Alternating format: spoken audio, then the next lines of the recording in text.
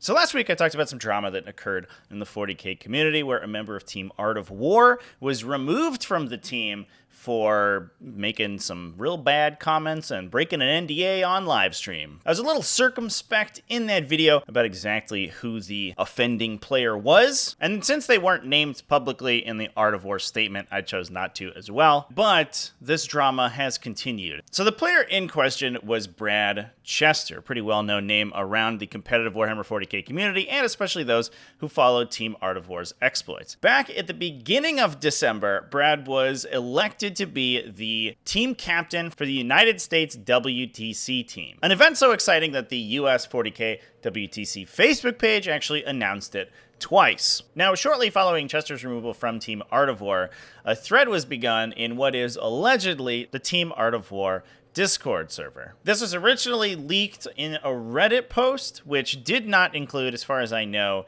the actual server names that these posts were being made to, so I don't 100% know where they were coming from. The content of that Reddit thread has since been deleted, but as the internet never forgets, the pictures live on. In this thread, a sort of open letter was drafted to the organizers of the WTC. This letter talked about how the selection process for the US WTC team has not been particularly democratic, and there's no way to enforce that team captains uphold the standards of behavior that the team is expected to follow. The letter also describes an apparent lack of faith from the remainder of the WTC team in Chester's ability to run the team, before calling for Chester's removal as captain and a new election be held to choose a new team captain and draft a new charter with a new method of captain selection. As far as I know, this was then submitted to the WTC committee for deliberation. Whether or not that happened, I don't know, but shortly thereafter,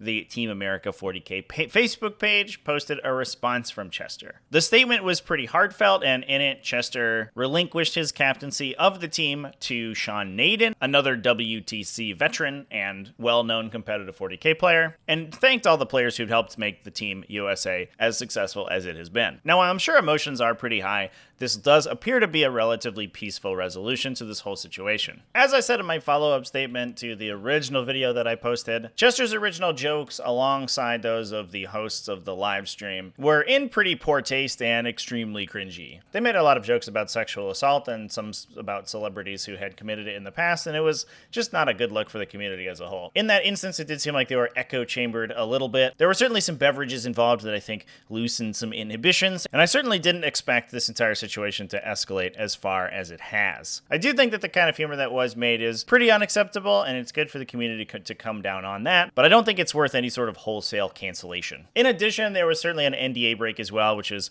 probably the actual reason behind Art of War's dismissal of Brad Chester from their team, given the close working relationship that they want to develop with Games Workshop. Having one of their playtesters talking about playtest materials pretty freely on a live stream is not a great look. Overall, I doubt this will see Chester or any of the other hosts of that original live stream's removal from the community. I do hope that they wisen up a little bit, maybe develop a better sense of humor, and maybe try to take their NDAs more seriously in the future. I think this is mostly a learning experience for the community, and I hope we can all improve as a result of it.